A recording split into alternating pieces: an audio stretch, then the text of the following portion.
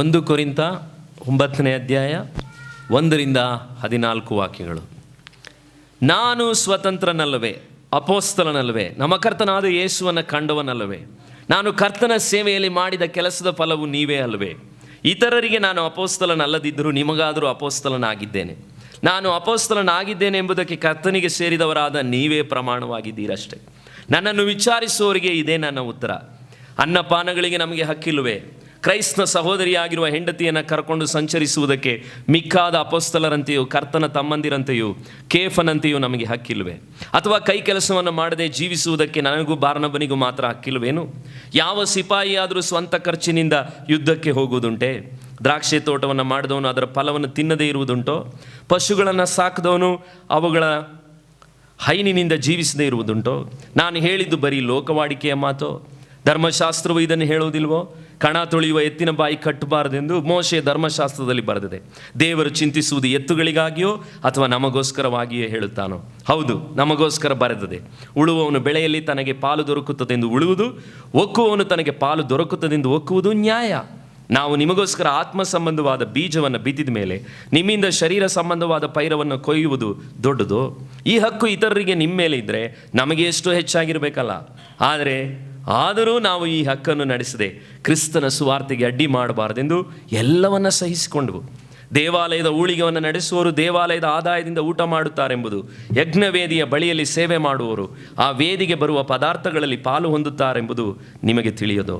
ಅದೇ ರೀತಿಯಾಗಿ ಕರ್ತನು ಸಹ ಸುವಾರ್ತೆಯನ್ನು ಸಾರುವವರು ಸುವಾರ್ತೆಯಿಂದಲೇ ಜೀವನ ಮಾಡಬೇಕೆಂದು ನೇಮಿಸಿದನು. ಕಳೆದ ಅಕ್ಟೋಬರ್ 12ನೇ ತಾರೀಕು ಪಾಸ್ಟರ್ಸ್ ಡೇ.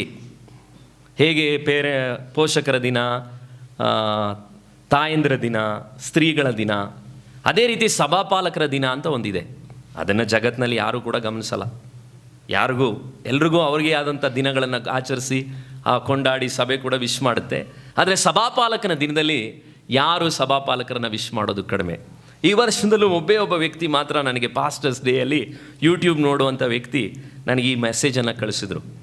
ನಮ್ಮ ಅಳಿವಿಗಾಗಿ ನೀವು ಅಳುವುದಕ್ಕಿಂತ ನಮ್ಮ ಅಳಿವಿಗಾಗಿ ನೀವು ನಮ್ಮನ್ನು ಗದರಿಸ್ತಾ ಇರುವಂತಹ ಸಂದೇಶಗಳು ನಮಗೆ ಭಾಳ ಉತ್ತಮವಾಗಿದೆ. ಥ್ಯಾಂಕ್ ಯು ಪಾಸ್ಟರ್ ಎಂಬುದಾಗಿ. 2024ನೇ ವರದಿಯ ಪ್ರಕಾರ ಸಭಾಪಾಲಕರುಗಳು ಪ್ರಪಂಚದಲ್ಲಿ 42% ಸೇವಕರುಗಳು ಸೇವೆಯನ್ನು ಬಿಟ್ಟು ಹೋಗ್ತಾ ಇದ್ದಾರೆ. 56% ಸೇವಕರುಗಳು ಸ್ಟ್ರೆಸ್, ಒತ್ತಡಗಳಲ್ಲಿ ಬದುಕ್ತಾ ಇದ್ದಾರೆ. 43% ಪಾಸ್ಟರ್ಸ್ಗಳು ಒಂಟಿತನಗಳಲ್ಲಿ, ಸಂಕಟಗಳಲ್ಲಿ ಕಳೀತಿದ್ದಾರೆ. 3ನೇ ಪಟ್ಟಿಯಲ್ಲಿ ನಿಮ್ಮ ಪಾಸ್ಟರ್ ಕೂಡ ಇದ್ದಾರೆ. ಯಥಾರ್ಥವಾಗಿ ಹೇಳ್ತಾ ಇದ್ದೇನೆ.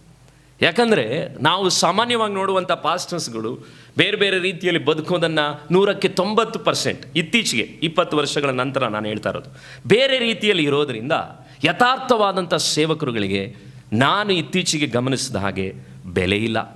ಮತ್ತು ಎಲ್ಲರನ್ನೂ ಒಂದೇ ರೀತಿಯಲ್ಲಿ ತೂಗು ಹಾಕೋದು ಹೆಚ್ಚಾಗ್ಬಿಟ್ಟಿದೆ. ಆದರೆ ಬೈಬಲ್ ಹೇಳುತ್ತೆ 7,000 ಜನರು ಬಾಳನಿಗೆ ನಮಸ್ಕಾರ ಮಾಡದೇ ಇರೋರನ್ನ ದೇವರು ಎಲಿಯನ ಕಾಲದಲ್ಲಿ ಇಟ್ಟಿದ್ರಂತೆ. ಅದೇ ರೀತಿಯಲ್ಲಿ ಇವತ್ತು ಕೂಡ ನಾನು ತಾಳ್ಮೆಯಿಂದ ಹೇಳಬಲ್ಲೆ, ಯಥಾರ್ಥವಾದಂಥ ಸೇವಕರುಗಳು ಈ ಭೂಮಿಯಲ್ಲಿ ಅಲ್ಲಲ್ಲಿದ್ದಾರೆ. ನೀವು ಹೇಳ್ತೀರಲ್ಲ, ಒಳ್ಳೆಯವರು ಇರೋದ್ರಿಂದನೇ ಸ್ವಲ್ಪ ಮಳೆ ಬೆಳೆ ಆಗ್ತಾ ಇದೆ. ಅದೇ ರೀತಿಯಲ್ಲಿ ನಿಜವಾದಂಥ ಸೇವಕರುಗಳಿದ್ದಾರೆ. ಹಾಗಿದ್ರೆ ನನ್ನ ಸಂದೇಶದ ಟೈಟಲ್ ಇದು ಪವಿತ್ರಾತ್ಮನ ನಾನು ಪ್ರೇರೇಪಿಸಿದ್ರಿಂದ ನೀವು ಮಾತಾಡ್ತಾ ಇರೋದು. ಯಾಕಂದರೆ ನಾನು ಸೇವಕರಿಗೆ ಕೊಡೋದು ಕಾಣಿಕೆ ಅನ್ನೋ ಸಂದೇಶಗಳನ್ನ ಯೂಟ್ಯೂಬಲ್ಲಿ 1-2 ಕೊಟ್ಟಿದ್ರೆ ದೊಡ್ಡದು. ಆದರೆ ಈ ವಾಕ್ಯವನ್ನು ನಾನು ನಿಮ್ಗೆ ಕಲಿಸಲೇಬೇಕು. ಯಾಕಂದರೆ ಇದು ಸೇವಕನಿಗೆ, ಸಭೆಗೆ ನಾನು ಮಾಡಬೇಕಾಗಿರುವಂಥ ಒಂದು ನಿಜವಾದ ಕಾರ್ಯ. ನಿಜ ಸೇವಕನಿಗೆ ನ್ಯಾಯ ಇದೆಯಾ? ನಿಜ ಸೇವಕನಿಗೆ ನ್ಯಾಯ ಇದೆಯಾ? ಪೌಲನು ಕೊರಿಂಥ ಸಭೆಯನ್ನು ಸ್ಥಾಪಿಸ್ದ. ಬೇರೆ ಎಲ್ಲ ಸಭೆಗಳಿಗಿಂತಲೂ ಹೆಚ್ಚು ಆ ಸಭೆಗೆ ಅವನಿಗೆ ಕಷ್ಟಪಟ್ಟ. ಆದರೆ ಅವನು ನ್ಯಾಯವಾಗಿ ಸೇವೆ ಮಾಡಿದ್ರು ಕೂಡ ಕೆಲವರು ಹೇಳಿದ್ರು, ಪೌಲ ಏನು ಅಪೋಸ್ತಲನಾ? ಅವನೇನು ಯೇಸುಸ್ವಾಮಿ ಜೊತೆ ಇದ್ನಾ? ಯೇಸುಸ್ವಾಮಿನೆಲ್ಲ ನೋಡಿದ್ನ ಅವನು?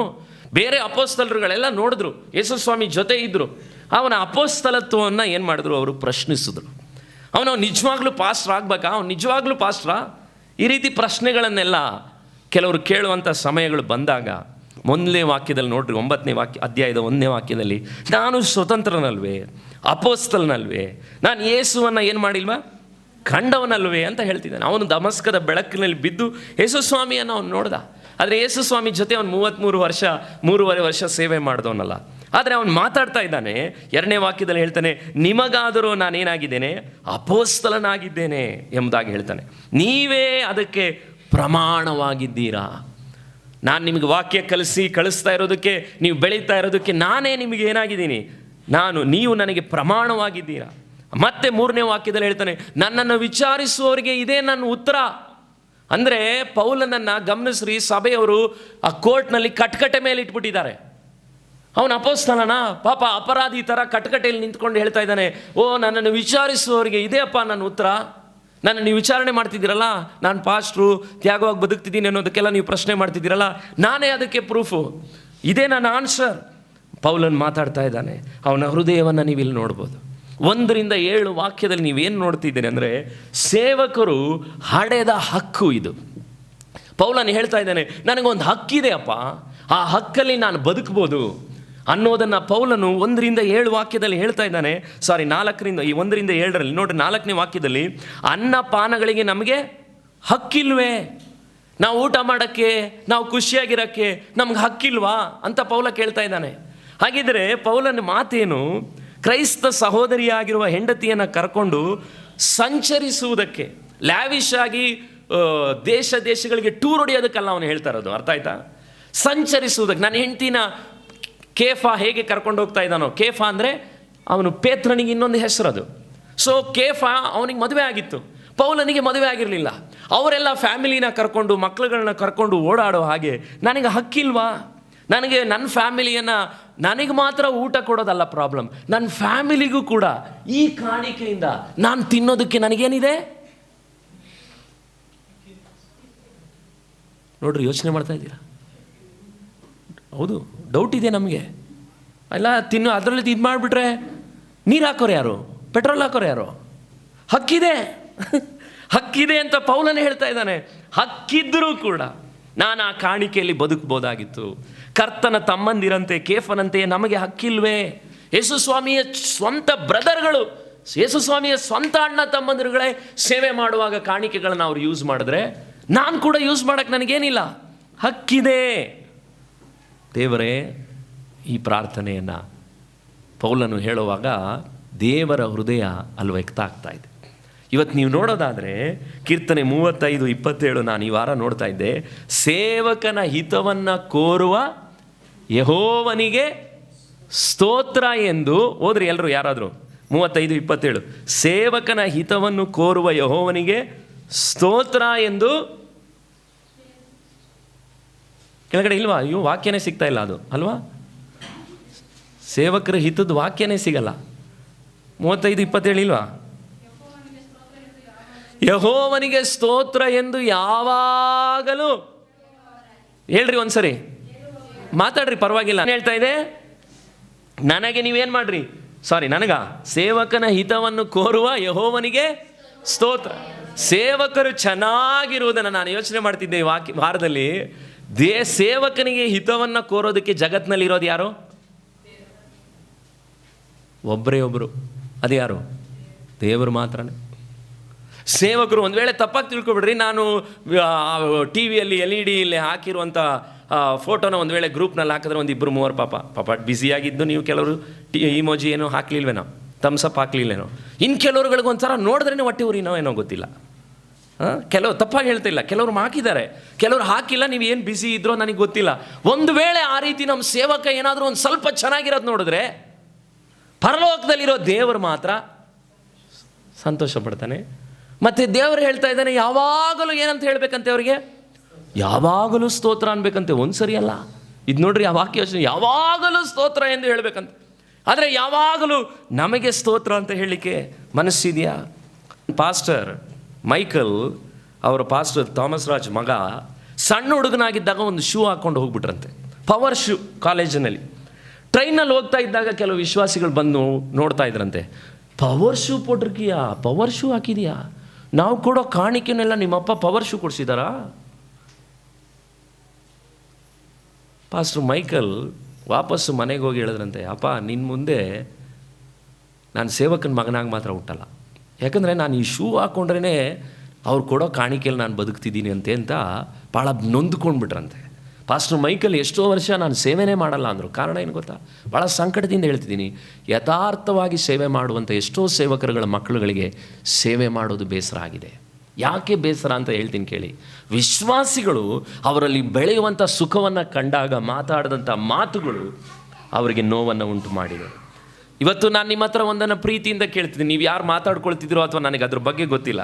ಒಂದು ವೇಳೆ ನೀವು ಕೂಡ ಹೇಳ್ಬೋದು, ಏನಂತ, ಪಾಸ್ಟ್ರೇ ಇಷ್ಟೆಲ್ಲ ನಿಮಗೆ ಖರ್ಚಾಗ್ತಿದೆಯಲ್ಲ, ನಿಮಗೆ ಮೈಸೂರಲ್ಲಿ ಒಂದು ಮಕ್ಕಳುಗಳನ್ನ ಅಲ್ಲಾಕಿ ನೀವೆಲ್ಲ ಒಟ್ಟಿಗೆ ಇರ್ಬೋದಾಗಿತ್ತಲ್ಲ, ಒಟ್ಟಿಗೆ ಇದ್ದರೆ ಖರ್ಚೆಲ್ಲ ಕಡಿಮೆ ಅಲ್ವಾ? ಆ್ಯಕ್ಚುಲಿ ನಿಮಗೆ ಗೊತ್ತಾ, ನಾವು ಮೈಸೂರಿಗೆ ಹೋಗ್ಲಿಕ್ಕೆ ಉದ್ದೇಶ, ವಾರದಲ್ಲಿ ಇಲ್ಲೇನೂ ಸೇವೆನೇ ನಡೀತಿಲ್ಲ. ಹಾಗಾಗಿ ನಾನು ಇವಳು ಕುಳಿತು ನಿರಾಶೆ ಆಗಿ ಬೇಸತ್ತು ದೇವರೇ ನಾನು ಟೈಮ್ ವೇಸ್ಟ್ ಮಾಡ್ತಾ ಇದ್ದೀನಿ, ನಾನು ನಿನ್ನ ಹತ್ರ ಲೆಕ್ಕ ಕೊಡಬೇಕು, ನನಗೆಲ್ಲಾದರೂ ಸೇವೆ ಬಾಗ್ಲುತ್ತೇರಿ ಅಂತ ಹೇಳಿದಾಗ ಒಂದು ಸೇವೆ ಅಲ್ಲಿ ಹುಟ್ಕೊಂತು. ಅಲ್ಲಿ ವಾರದಲ್ಲಿ ನಾನು ಆಗಾಗ್ಗೆ ಕೆಲವು ಸೇವೆಗಳಲ್ಲಿ ಉಪಯೋಗಿಸಲ್ಪಡ್ತಾ ಇದ್ದೀನಿ. ಅದರ ಮಧ್ಯದಲ್ಲಿ ಶಾಲೆಯನ್ನು ಇಲ್ಲಿ ಇರುವಂಥ ಅದೇ ಫೀಸ್ಗೆ, ಯಾಕಂದರೆ ಒಂದು ದಿವಸ ನಾನು ನಮ್ಮ ಅಪ್ಪನ ಬಗ್ಗೆ ಮದುವೆ ಆಗೋ ಸಮಯದಲ್ಲಿ ಮನಸ್ಸಿನಲ್ಲಿ ಅಂದ್ಕೊಂಡೆ, ನಮ್ಮಪ್ಪ ನನಗಾಗಿ ಏನೂ ಮಾಡಿಟ್ಲಿಲ್ವಲ್ಲ, ಇಟ್ಟಿದ್ದರೆ ಚೆನ್ನಾಗಿರ್ತಿತ್ತು, ನನಗೆ ಹುಡುಗಿನ ನೋಡೋ ಸಮಯದಲ್ಲಿ ಏನೇನೋ ಕೇಳ್ತಾರಲ್ಲ ಅನ್ನೋ ಒಂದು ನೋವು ನನಗಿತ್ತು. ಒಂದು ದಿವಸ ನನ್ನ ಮಗ ನಿರ್ದೋಷ ನೀವೇ ಹೇಳಬಾರ್ದು, ನಮ್ಮಪ್ಪ ನಮಗೇನೂ ಮಾಡಿಡಲಿಲ್ಲ, ಇಟ್ಟಿದ್ದ ಜಾಗದಲ್ಲೂ ಚರ್ಚ್ ಕಟ್ಬಿಟ್ಟ, ಒಂದು ಎಜುಕೇಷನ್ನು ಕೊಡಲಿಲ್ಲ ಅಂತ ನನ್ನ ಮಕ್ಕಳು ಹೇಳ್ಬಿಟ್ರೆ, ಚೆನ್ನಾಗಿ ಓದಿಸೋ ಸ್ಕೂಲ್ನಲ್ಲಿ ಒಂದು ಸ್ವಲ್ಪ ಓದಿಸಿದ್ರೆ ನಮ್ಮಪ್ಪ ನಾವಾದರೂ ನಮ್ಮ ಲೈಫ್ನ ನೋಡ್ಕೊತಿದ್ವಿ ಅನ್ನೋ ಮಾತನ್ನು ನನ್ನ ಮಕ್ಕಳು ಹೇಳಬಾರ್ದು ಅನ್ನೋ ಭಯಕ್ಕೆ ನಾನು ನನ್ನ ಮನಸ್ಸಾಕ್ಷಿಯಿಂದ ನನ್ನ ಹೆಂಡತಿಗೆ ಹೇಳಿದೆ, ನಾನು ಕೊಟ್ಟರೆ, ನಾನು ಅವಳಿಗೆ ಹೇಳಿದ್ದೀನಿ ಸೇವೆಗೆ ಬಂದಾಗ, ನಾನು ಮಾಡೋದು ಆಸ್ತಿ ಏನೇ ಮಾಡೋದು ಅದು ಸೇವೆಗಾಗಿರುತ್ತೆ. ನಿನಗೂ ನಿನ್ನ ಮಕ್ಕಳುಗಳಿಗೂ ಏನಾದರೂ ಮಾಡಿಡ್ತೀನಿ ಅಂತ ಕನಸು ಮಾತ್ರ ನೀನು ಇಡಬೇಡ. ಅದನ್ನು ಹೇಳಿ ಈ ಬೈಬಲ್ ನಿಂತ್ಕೊಂಡು ನಾನು ಸೇವೆಗೆ ಮದುವೆ ಆಗುವಾಗ ಅವಳಿಗೆ ಹೇಳಿದ್ದು ಕೂಡ ನಿಮಗೆ ಗೊತ್ತಿಲ್ಲ. ಮಲೇಷ್ಯಾಗೆಲ್ಲ ಹೋಗಿ ಬಂದಿದೆ, ಎಲ್ಲಿ ಬೇಕಾದರೂ ನಾನು ಮಲಗ್ಬೋದು, ಹೊರದೇಶದಲ್ಲಿ ಸುತ್ತೀರಿ ಅಂತ ನೆನೆಸ್ಕೋಬೇಡ. ಆ ಸೇವೆಗೆ ನೀನು ನನ್ನ ಜೊತೆ ಇರ್ತೀಯ ಅಂದರೆ ದೇವರ ಕೃಪೆಯಿಂದ 14 ವರ್ಷ ನಾವು ಮುಗಿಸಿದ್ವಿ.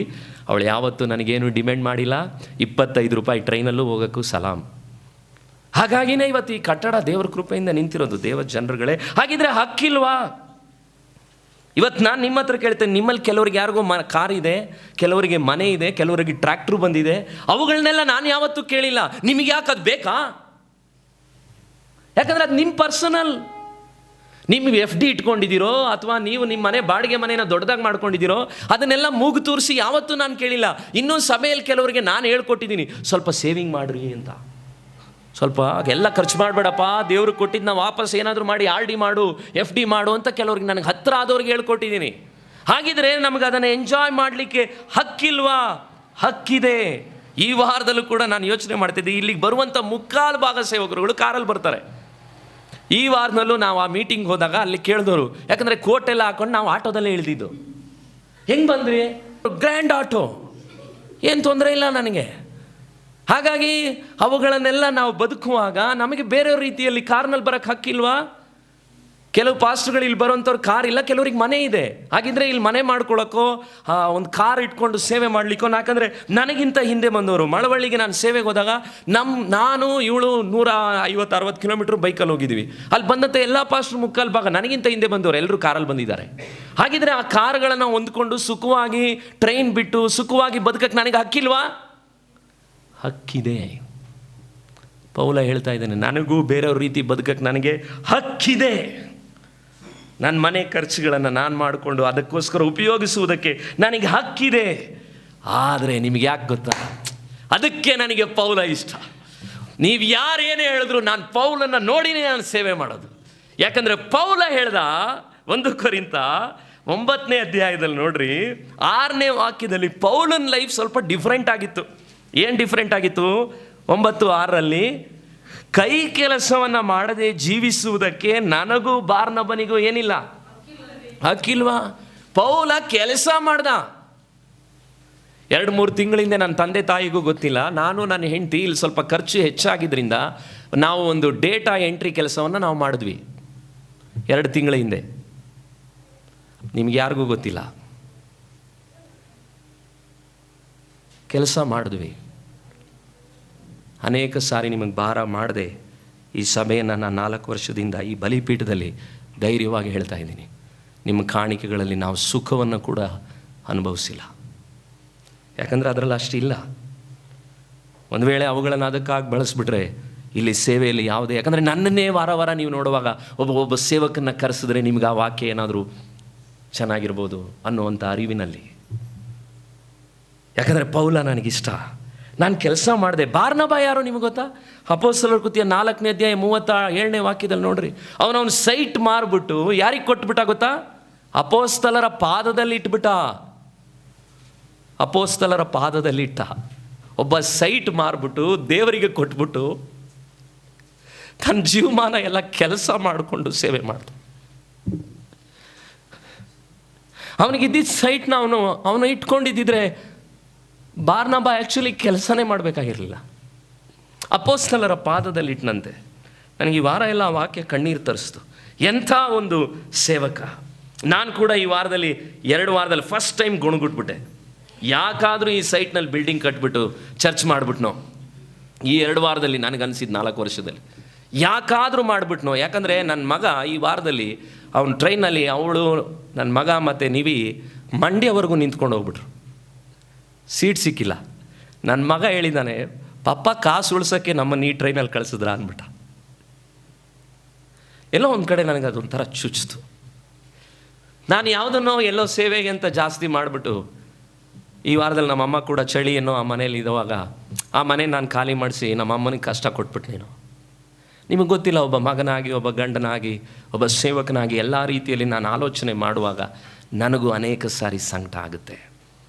ಆದರೆ ಅಪೊಸ್ತಲನಾದಂಥ ಬಾರ್ನಬನು ಅವನು ದೇವರಿಗಾಗಿ ಕೊಟ್ಟು ಪಾಪ ಅವನ್ನ ನನ್ನ ಹಾಗೆ ಯೋಚನೆ ಮಾಡುವಂಥ ಪೌಲ. ಆದರೆ ಬಾರ್ನಬ ಅವನು ಹೇಳ್ತಾ ಇದ್ದಾನೆ, ಅವನು ತ್ಯಾಗವಾಗಿ ದೇವರಿಗೆ ಕೊಟ್ಟ. ಅವನು ಆಮೇಲೆ ಕೆಲಸ ಮಾಡಿಕೊಂಡೇ ಸೇವೆ ಮಾಡ್ದ. ಯಾಕೆ? ಗ್ರೀಕ್ ಜನರುಗಳು ಅವತ್ತಿನ ಕಾಲದಲ್ಲಿ ಕೆಲಸ ಮಾಡಲ್ಲ. ಅವರುಗಳು ಬರೀ ಗುಲಾಮರುಗಳನ್ನ ಇಟ್ಟು ಕೆಲಸ ಮಾಡ್ತಾರೆ. ಎಂಟರ್ಟೈನ್ಮೆಂಟ್, ಮನೋರಂಜನೆಗಳು, ಸ್ಪೋರ್ಟ್ಸ್ಗಳನ್ನು ನೋಡೋಕ್ಕೆ ಹೋಗ್ತಾರೆ. ಅವರುಗಳು ಯಾವತ್ತೂ ಕೆಲಸ ಮಾಡಲ್ಲ. ಯಹೂದ್ಯರುಗಳು ಮಾತ್ರ ಕೆಲಸ ಮಾಡ್ತಾರೆ. ಈಗ ಪೌಲನು ಕೊರಿಂಥದವ್ರಿಗೆ ಬರೀತಾ ಇದ್ದಾನೆ, ನಿಮ್ಮೂರಲ್ಲಿರೋ ಗ್ರೀಕ್ಗಳು ಹೆಂಗೆ ಬದುಕ್ತಾರೋ ಆ ರೀತಿ ನಾವು ಲ್ಯಾವಿಶಾಗಿ ಬದುಕ್ಬೋದಾಗಿತ್ತಪ್ಪ. ಆದರೆ ನಾವು ಯಹೂದ್ಯರುಗಳ ಥರ ಕೆಲಸ ಮಾಡೋದು ನಮಗೆ ಗೌರವ ಎಂಬುದಾಗಿ ನಾವೇನು ಮಾಡಿದ್ವಿ? ನಾವು ಕೆಲಸ ಮಾಡಿದ್ವಿ. ಆದರೆ ಸಂಕಟವಾದಂಥ ವಿಷಯ ಏನು ಗೊತ್ತಾ? ತ್ಯಾಗವಾಗಿ ಸೇವೆ ಮಾಡಿದಂಥ ಪೌಲನ್ನ ಬಾರ್ನಬನ್ನ ಸಭೆಯವರು ಗೌರವಿಸಲೇ ಇಲ್ಲ. ಇದು ದೊಡ್ಡ ವಿಷಯ. ಇದು ಯಾರಿಗೆ ಹೆಚ್ಚು ಗೌರವ ಕೊಡಬೇಕೋ ಆ ಸೇವಕ ನಮಗೆ ಭಾರ ಕೊಡದೆ ಸೇವೆಗಳನ್ನು ನಡೆಸ್ಕೊಂಡು ಹೋಗ್ತಾ ಇದ್ದಾನಲ್ಲ ಅನ್ನುವಂಥ ಆ ಸೇವಕನಿಗೆ ಏನು ಕೊಡಲಿಲ್ಲ? ಅವರು ಗೌರವನೇ ಕೊಡಲಿಲ್ಲ. ಕಾಣಿಕೆ ಅಲ್ಲ, ಅಟ್ಲೀಸ್ಟ್ ಗೌರವ ಕೊಡಲಿಲ್ಲ. ಪಾಸ್ಟರ್ ಯಾಕೆ ನಮ್ಮ ಮನೆಗೆ ಬರಲ್ಲ? ಪಾಸ್ಟ್ರಿಗೆ ತಪ್ಪಾಗಿ ತಿಳ್ಕೊಬೇಡ್ರಿ. ಪಾಸ್ಟರ್ ಮೈಕಲ್ ಕೆಳಗಡೆ ನಾನಿದ್ದೀನಿ 4 ವರ್ಷದಿಂದ. ಪಾಸ್ಟರ್ ಮೈಕಲ್ ನನಗೆ ಯಾವತ್ತೂ ಫೋನ್ ಮಾಡಿಲ್ಲ, ಸುಜಿತ್ ಹೇಗಿದೆಯಾ ಅಂತ. ಪಾಸ್ಟರ್ ಮೈಕಲ್ಗೆ ಫೋನ್ ಮಾಡಿರೋದು ಯಾರು ಗೊತ್ತಾ? ನಾನು, ಬಡಪಾಯಿ. ಸರ್ ಹಿಂಗೆ ನಡೀತಿದೆ, ಸರ್ ಹಿಂಗೆ ನಡೀತಿದೆ. ಯಾಕಂದರೆ ಸೇವಕರ ಹತ್ರ, ಸೇವಕರು ನಿಮಗೆ ಸೇವೆ ಮಾಡಬೇಕು, ಆದರೆ ಸೇವಕರನ್ನು ವಿಚಾರಿಸೋ ಹಕ್ಕು ಯಾರಿಗಿದೆ? ಸಭೆಗಿದೆ. ಕೆಲವು ಕಡೆ ನೀವು ನೋಡಿದ್ದೀರ, ದೊಡ್ಡ ದೊಡ್ಡ ಚರ್ಚ್ಗಳಲ್ಲಿ ಪಾಸ್ಟ್ರು ಪ್ರಸಂಗ ಮಾಡಾದ್ಮೇಲೆ ಚೇರ್ ಹಾಕಿರ್ತಾರೆ ಅಷ್ಟೇ. ನಾನೇ ಹೋಗಿದ್ದೀನಿ ಆ ಥರ ಚರ್ಚ್ಗಳಿಗೆ. ಅಲ್ಲಿಂದ ಜನರೆಲ್ಲ ಯಾರ ಹತ್ರ ಬರಬೇಕು? ಪಾಸ್ಟ್ರ್ ಹತ್ರ ಮಾತಾಡಿಸ್ಕೊಂಡು ಹೋಗ್ಬೇಕು. ಪಾಸ್ಟ್ರು ಯಾರ ಹತ್ರನೂ ಬಂದು ಅವ್ರೇನು ಮಾಡಲ್ಲ, ನಿನಗೆ ಪ್ರಾರ್ಥನೆ ಬೇಕಾ, ನೀನು ನನ್ನ ಹತ್ರ ಬರಬೇಕು. ಆ ಹಕ್ಕುಗಳನ್ನು ಪೌಲ ನಡೆಸಲಿಲ್ಲ, ಬಾರ್ನಬ ನಡೆಸಲಿಲ್ಲ. ತ್ಯಾಗವಾಗಿ ಸ್ವಲ್ಪ ಜನರ ಕೆಳಗಡೆ ಲೋ ಲೆವೆಲ್ಗೆ ಇಳಿದ್ರು. ಲೋ ಲೆವೆಲ್ಗೆ ಪಾಸ್ಟ್ರ್ ಇಳಿದ ತಕ್ಷಣ ಪಾಸ್ಟ್ರಿಗೆ ಗೌರವನೇ ಇಲ್ಲ. ಅರ್ಥ ಆಗ್ತಿದೆಯಾ ನಿಮಗೆ? ಯಾವಾಗಲೂ ಸುಲಭವಾಗಿ ಪಳಗಿದ್ರು ಅವರು ಪಾಪ. ಯಾಕಂದರೆ ಅವ್ರನ್ನ ದೇವರ ವಾಕ್ಯದಲ್ಲಿ ಬೆಳೆಸ್ಬೇಕಲ್ಲ. ಅವ್ರ ಜೊತೆ ಪಳಗಿದ್ರಿಂದ, ಇವ್ರಿಗೆ ಹಗುರವಾಗಿ ಸಿಕ್ತಿದ್ರಿಂದ, ಪೌಲ ತಾನೆ, ಬಾರ್ನಬ ತಾನೆ, ನಮ್ಮ ಜೊತೆನೆ ಊಟ ಮಾಡ್ಕೊಂಡಿರಲ್ವ ಅವರು. ಅರ್ಥ ಆಗ್ತಿದೆಯಾ?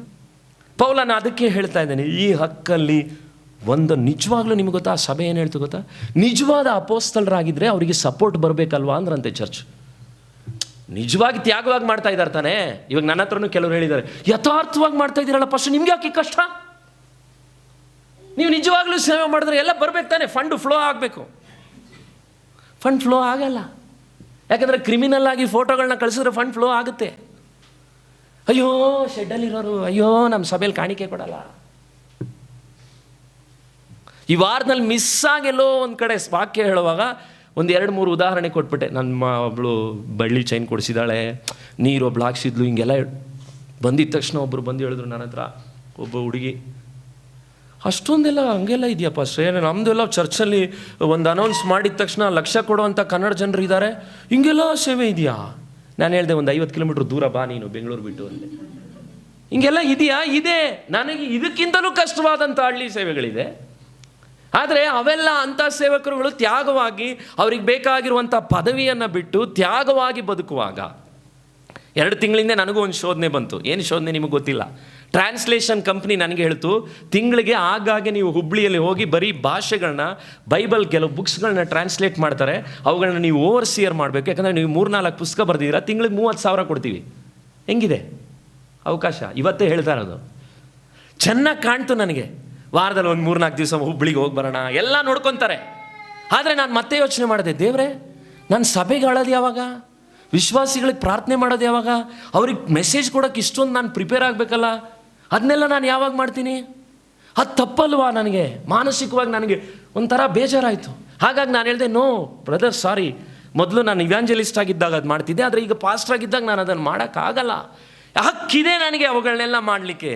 15ನೇ ವಾಕ್ಯದಲ್ಲಿ ಪೌಲ ಹೇಳ್ತಾನೆ ನೋಡ್ರಿ, ನಾನಂತೂ ಈ ಹಕ್ಕುಗಳಲ್ಲಿ ಒಂದನ್ನು ಏನು ಮಾಡಲಿಲ್ಲ, ನಡೆಸಲಿಲ್ಲ. ವಾವ್, ಇದೆಲ್ಲ ನಾನು ಮಾಡ್ಬೋದಾಗಿತ್ತು, ಇದೆಲ್ಲ ನಾನು ಹೊಂದ್ಕೋಬೋದಾಗಿತ್ತು. ಈ ಕಾರು, ಈ ಮನೆ, ಈ ಜೀವಿತಗಳನ್ನು ನಾನು ಹೊಂದ್ಕೋಬೇಕಾಗಿತ್ತು, ಹೊಂದ್ಕೋಬಹುದಾಗಿತ್ತು.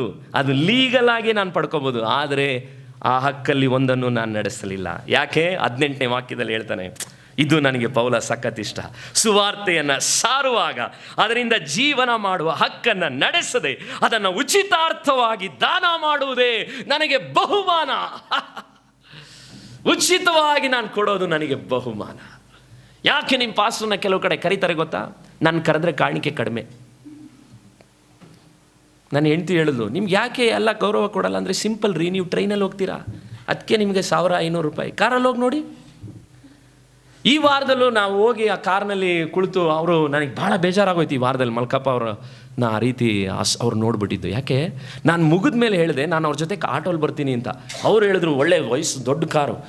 ಹಂಗ ನೀವು ಹತ್ತಿ, ಅವ್ರು ಹಿಂದೆ ಬರ್ತಾರೆ. ನನಗೆ ನನ್ನ ಸಭೆ ಮಕ್ಕಳನ್ನ ಬಿಟ್ಬಿಟ್ಟು ನಾನು ಕಾರಲ್ಲಿ ಕುತ್ಕೊಳ್ಳೋದು ನನಗೊಂಥರ ಬೇಜಾರು. ನಾನು ಹೇಳಿದೆ, ಹಿಂದೆವರೆಗೂ ಹೇಳ್ತಾನೆ ಇದ್ದೆ, ಹಿಂದೆ ಬರ್ತಾವ್ರ ನೋಡಿ, ಇವ್ರ ಪಾಪ ನನ್ನನ್ನು ನಂಬ್ಕೊಂಡು ಬಂದಿದ್ದಾರೆ. ಅರ್ಥ ಆಗ್ತಿದೆಯಾ? ನಂಬಿಕೊಂಡಲ್ಲ, ನನಗೆ ಆ ಆಟೋಲ್ಲಿ ಬರೋದು ಭಾಗ್ಯ. ಆ ಮೀಟಿಂಗ್ ಮುಗಿದ ಮೇಲೆ ಅವ್ರು ನನಗೆ ಹೇಳಿದ್ರು, ಪಾಸ್ಟ್ರೆ, ಕನ್ನಡದಲ್ಲಿ ಪ್ರಸಂಗ ಮಾಡೋರನ್ನ ಕರೆಸೋದು ತುಂಬ ಕಷ್ಟ. ಕರೆಸಿದ್ರು ಏನೆಲ್ಲ ಕಾಣಿಕೆಗಳು ಎದುರು ನೋಡ್ತಾರೆ ಗೊತ್ತಾ? ನಿಮಗೆ ಗೊತ್ತಾ? ಆಚೆ ಬಂದು ನನಗೆ ಕವರ್ ಇಟ್ಬಿಟ್ಟು ಬರುವಾಗ ನನ್ನ ಜೂನಿಯರ್ ಅವರು ಬೈಬಲ್ ಕಾಲೇಜ್ನಲ್ಲಿ ಅವ್ರಿಗೆ ಹೇಳಿದೆ, ಬ್ರದರ್, ಪ್ರತಿ ವರ್ಷ ಬೇಕಿದ್ರೆ ಇಡ್ರಿ, ನೀವು ನನಗೆ ಕಾಣಿಕೆ ಕೊಡದೇ ಇದ್ರೂ ಪರವಾಗಿಲ್ಲ, ಪಬ್ಲಿಕ್ಕಲ್ಲಿ ಸುವಾರ್ತೆ ಸಾರೋದು ನನ್ನ ಭಾಗ್ಯ, ವರ್ಷ ಫ್ರೀಯಾಗಿ ಬರ್ತೀನಿ ಎಂದೆ. ಹೌದು, ಯಾಕಂದರೆ ನನಗೆ ಚೆನ್ನಾಗಿ ಗೊತ್ತು, ಈ ಸುವಾರ್ತೆ, ನಾನು ಮೋಡದ ಸಾಲುಗಳು ಪುಸ್ತಕದಲ್ಲಿ ಬರೆದಿದ್ದೀನಲ್ಲ, ಅವನು ಹೇಳ್ತಾನಲ್ಲ, ಸುವಾರ್ತೆಗೆ ನನಗೆ ಕಾಣಿಕೆ ಕೊಡೋದಕ್ಕಿಂತ ನಾನೇ ಕಾಣಿಕೆಯನ್ನು ಕೊಟ್ಟು ಸುವಾರ್ತೆ ಸಾರ್ತೇನೆ. ಯಾಕಂದರೆ ಸುವಾರ್ತೆಗೆ ಅಷ್ಟು ಮಹಿಮೆ ಇದೆ. I will pay to preach. ಅದಕ್ಕೆ ಈ ತಿಂಗಳಲ್ಲಿ 24ನೇ ತಾರೀಕು ಒಬ್ಬರು ಪಾಸ್ಟ್ರು ಕೇಳಿದ್ರು, ನೀವು ನಮ್ಮೂರಿಗೆಲ್ಲ ಬರ್ತೀರಾ, ಯೂಟ್ಯೂಬಲ್ಲೆಲ್ಲ ಬರೋರು ಏನೇನೋ, ಎಲ್ಲಿಗೆ ಬರ್ಬೇಕು ಹೇಳು? ಬರ್ತೀನಿ, ಧೈರ್ಯವಾಗಿ ಹೇಳ್ತೀನಿ. ಹಿಂಗೆ ಹೇಳೋದು ನಾನು, ಬರ್ತೀನಿ. ಯಾಕೆ? ಸುವಾರ್ತೆಯನ್ನು ಉಚಿತವಾಗಿ ಕೊಡುವುದು ನನಗೆ ಸಿಗುವ ಬಹುಮಾನ. ಆ ರೀತಿ ಎಷ್ಟೋ ಸರಿ ನಾನು ಕೊಟ್ಟು ಬಂದಿರೋದ್ರಿಂದನೇ ಧೈರ್ಯವಾಗಿ ಮಾತಾಡ್ತಾ ಇರೋದು ಇವತ್ತು, ತಾಳ್ಮೆಯಿಂದ. ಯಾಕಂದರೆ ಪೌಲ ನನಗೆ ಮಾದರಿ. ಅದಕ್ಕೆ ನಾನು ಯೋಚನೆ ಮಾಡ್ತಿದ್ದೆ, ಒಂದು ವೇಳೆ ನಿಮ್ಗೆ ಗೊತ್ತಿದೆಯಾ, ಹಕ್ಕಿದೆ, ಮನೆ ಲೀಸ್ಗಳನ್ನೆಲ್ಲ ತೆಗೆದು ಇಲ್ಲಿ ಸೋಲಾರ್ ಹಾಕಿ ನಮ್ಮ ಅಪ್ಪ ಅಮ್ಮನ ನಮಗೆ ಇಲ್ಲಿ ಇರ್ಸೋಕ್ಕೆ ಹಕ್ಕಿದೆ, ಈಸಿಯಾಗಿ ಮಾಡ್ಬೋದು. ಅಲ್ಲಿರೋ ದುಡ್ಡನ್ನು ತೆಗೆದಿಲ್ಲ ಹಾಕಿ ಮುಗಿಸಿದ್ರೆ ಮುಗಿದೋಯ್ತು. ಒಂದು ರೂಮ್ ಕಟ್ಟಿ ಒಂದು ಕಿಚನ್ ಕಟ್ಟರೆ ನಮ್ಮ ಅಪ್ಪ ಅಮ್ಮನ ಇಲ್ಲೇ ಇರಿಸ್ಬೋದು. ಮಾಡಲ್ಲ. ಯಾಕೆ? ಸೇವೆ ಬೆಳಿಬೇಕಿಲ್ಲಿ. ಪಕ್ಕದ ಸೈಟು ದೇವ್ರ ಚಿತ್ತ ಆದರೆ ತಗೋಬೇಕು, ಆಲಯ ದೊಡ್ಡದಾಗಬೇಕು, 1000 ಜನರುಗಳು ಬರಬೇಕು. ನೋಡ್ರಿ, ಅದಕ್ಕೂ ನಿಮ್ಗೆ ಆಸೆ ಆಸೆ ನಿಮಗಿದೆಯಾ? ನಮ್ಮಿಂದ ನಮ್ಮ ಸೇವೆಗಳು ಬೆಳಿಬೇಕೇ ವಿನ ನಮ್ಮ ಜೀವಿತಗಳು ಬೆಳೆದ್ರೆ ಏನು ಯೂಸ್ ಇಲ್ಲ. ನನಗೆ ಆಗಾಗ್ಗೆ ಮನಸ್ಸು ಚುಚ್ಚುತ್ತೆ, 42 ವಯಸ್ಸಿಗೆ ಇನ್ನೂ ಇಷ್ಟೇನಾ ದೇವರೇ ಸೇವೆ ಮಾಡೋಕ್ಕಾಗಿದ್ದು? ನಿನಗಾಗಿ ಇನ್ನೂ ನಾನು ದೊಡ್ಡದನ್ನು ಮಾಡಲಿಕ್ಕೆ ಆಗಲಿಲ್ವಲ್ಲ?